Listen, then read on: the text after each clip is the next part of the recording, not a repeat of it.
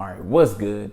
So it's your boy Garrett back at it again. And as you can see, that jump over the couch was pretty fucking hard, I think. I mean, maybe it's just me.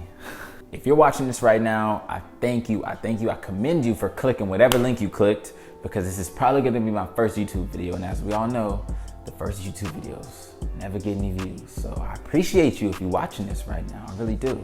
So this is gonna basically be my journey to becoming the music video director that I wanna become.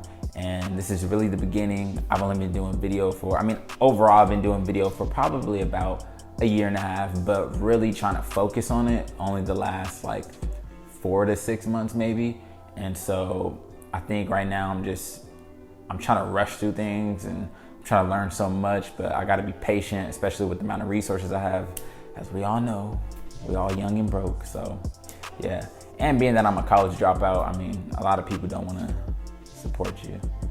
I guess they think you're a quitter, but you're not a quitter. You feel me? You're just chasing dreams. You're chasing dreams. So this is basically gonna be my journey to becoming the music video director that I wanna become. And yeah, I still love photography. I'm still gonna be doing other projects other than music videos, but I want that to be like my main thing, if you know what I mean. You gotta have a main, all right? All these side pieces, they there, but you gotta have a main. You feel me? You gotta have a main.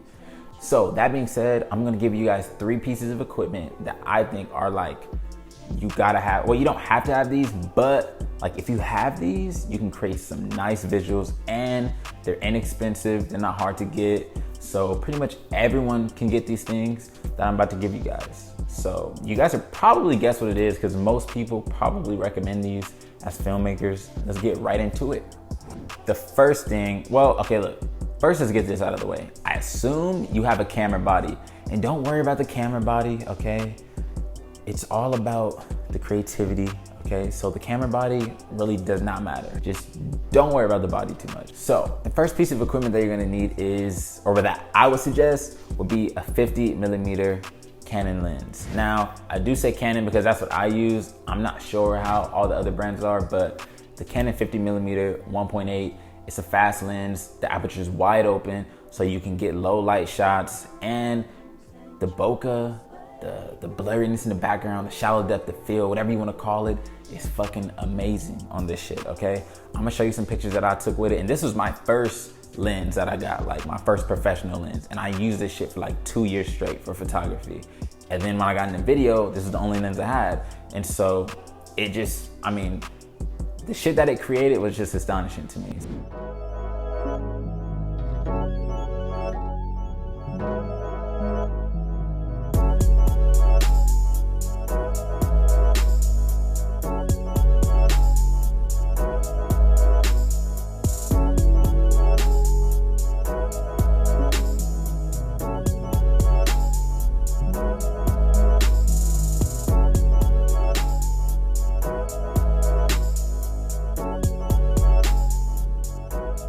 This is the nifty 50, as they would call it.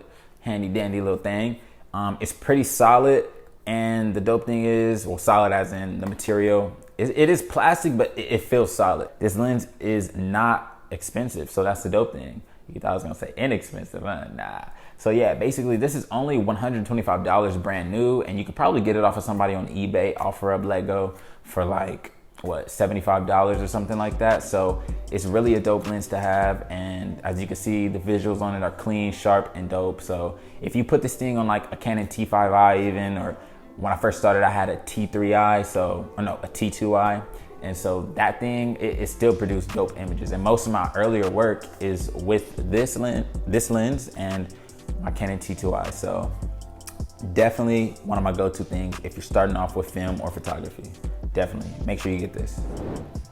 All right, so now that we got over the nifty 50, the next piece of equipment is gonna really change your fucking life, okay? It's not gonna change your life, it'll change your visuals though, okay?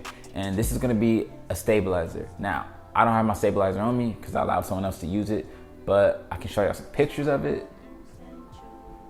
These stabilizers, they call them steadicams, fly cams, whatever, it doesn't matter. I'll call them stabilizers.